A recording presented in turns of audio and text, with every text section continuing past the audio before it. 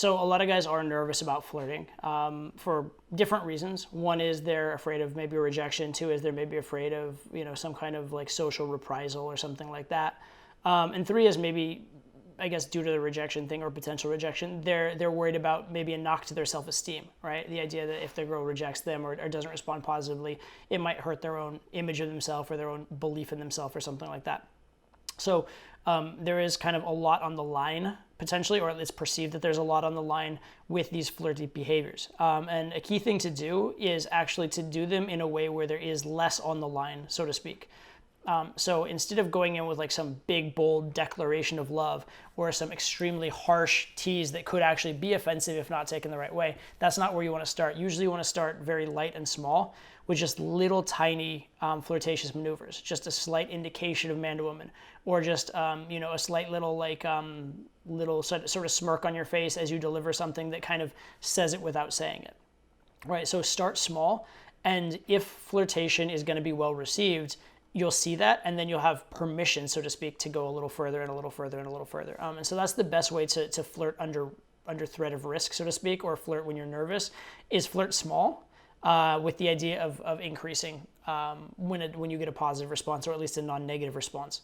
And it's a pretty safe way to go, and you actually will still be very flirty very quickly because you're going to be able to gauge non-negative to positive responses very, very quickly and be able to move up through the sort of flirting ladder quickly. So if you could look at flirting as like levels from like 0 to 100, instead of starting at like level 30, start at level 10. If that goes well, do level 20. If that goes well, do level 30. You'll still get there within a few flirty moves. You're not slowing yourself down massively, but you're massively decreasing the risk of anything negative happening. And you're also increasing the potential of a positive reception or receptivity, because a girl can more safely say yes and go along with a level 10 flirt than a level 30 flirt.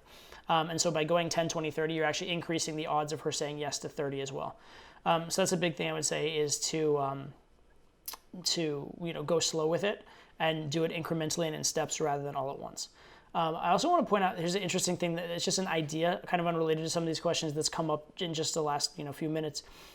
In the Spanish language, I know, and I would assume in other Romance languages too, there's a concept called tuteando, which means being like using the word to instead of usted. And the idea here is that in Spanish, there's two ways to say you. You can say usted, which means you to like a monarch or a government agent or a stranger. So it's a formal sort of sounding, talking to you formal stranger, third party person. And then there's tu, which is, it still means you, but it means affectionate you. It means this is the way you'd address your family, your close friends, that kind of stuff.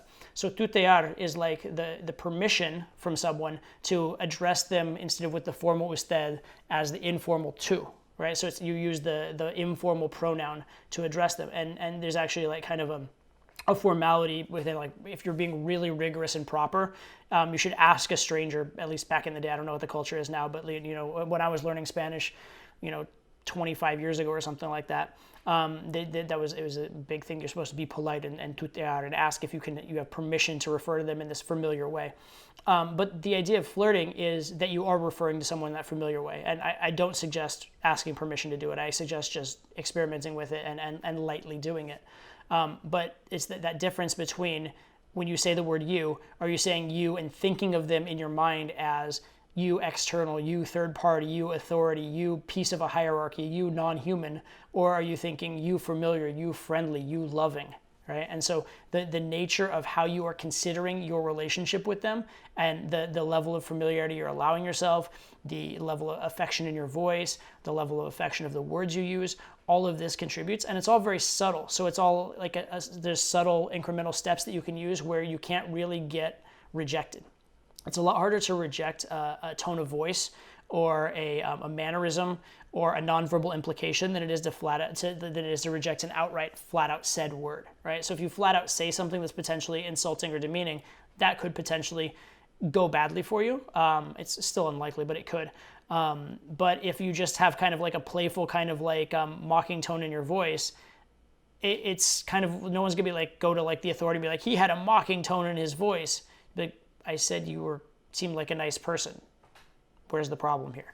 You know what I'm saying? So these subtle sort of non-verbal or I want to say beneath verbal what's the word, subverbal almost, sort of forms of communication are actually very, very effective and very good for initiating flirting and very good for flirting without risk.